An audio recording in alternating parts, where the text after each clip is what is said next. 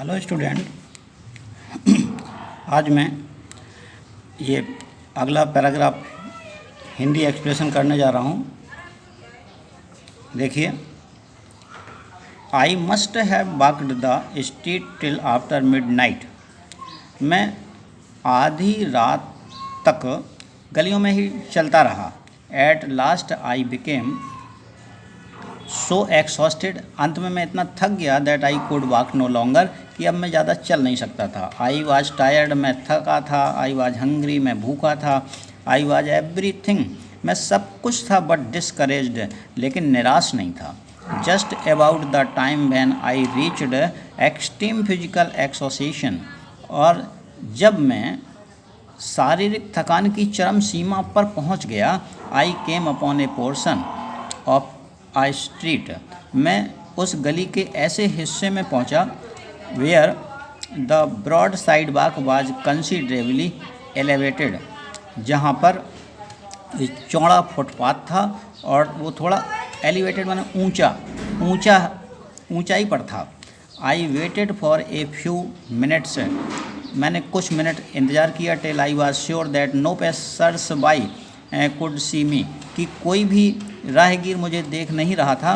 Then crept under the side walk, तब मैं उस उठे हुए चौड़े फुटपाथ के नीचे के हिस्से में लेट गया। एंड ले for the night on the ground, और ज़मीन पर रात भर लेटा रहा। With my satchel of clothing for a pillow, मेरे पास जो स्कूली बैग था जिसमें कपड़े थे उसका तकिया बनाया। Nearly all night I could hear the ट्रैम्स of feet over my head, और लगभग पूरी रात मैं सर के ऊपर, क्योंकि वो थोड़े नीचे हिस्से में लेटा हुआ था, सड़क ऊपर हिस्से में थी, तो लेखक कहता है कि मैं सर के ऊपर पैरों की कदमों की आवाज़ को रात भर सुनता रहा।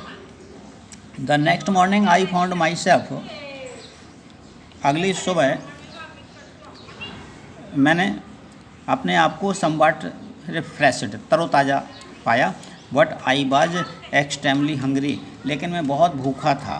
As soon as there was light enough for me to see my surrounding, जैसे ही मेरे आसपास इतनी रोशनी हुई कि मैं देख सकूं। I noticed that I was near a large ship, तो मैंने ध्यान दिया कि मैं एक बहुत बड़े शिप यानी पानी वाले जहाज़ के पास था।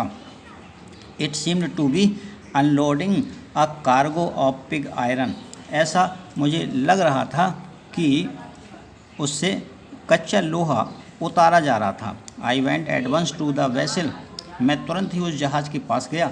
एंड आस्क्ड द कैप्टन, और उसके कैप्टन से पूछा, to permit me to help unload the vessel, कि मुझे भी जहाज़ को खाली करने में मदद की अनुमति दे दे। In order to get money for food, जिससे मुझे पैसे मिलें और मैं उससे भोजन खरीद सकूं। The captain, a white man who seemed to be kind hearted, वह कैप्टन जो कि एक अंग्रेज़ था मुझे दयालु प्रतीत हुआ। कंसेंटेड, उसने अनुमति दे दी। I worked long enough to earn money for my breakfast, और मैंने काफ़ी देर तक काम किया जब तक मैं अपना ब्रेकफास्ट के लिए पैसे न कमा लूँ। And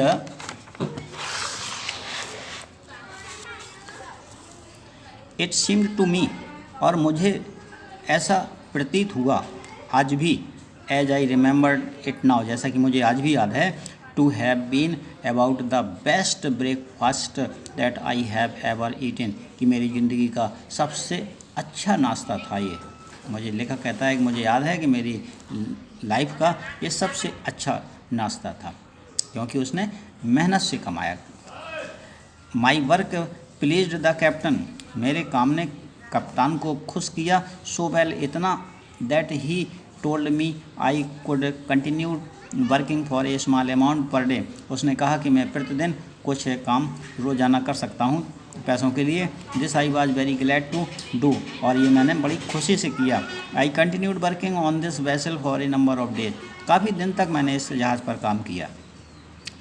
after buying food with my small bags, अपनी छोटी सी इनकम से भोजन खरीदने के बाद there was not much left to pay my way to Hampton, ज़्यादा बच नहीं पाता था जिससे मैं सब खर्चे निकाल करके हैम्पटन जाने के लिए पैसे बचा सकूं। In order to economise in every way possible, पैसे बचाने के लिए हर संभव प्रयास करता हुआ I continue to sleep under the side bar, मैं उसी फुटपाथ पर वहीं लेटता रहा जिससे कि कुछ पैसे बच जाएं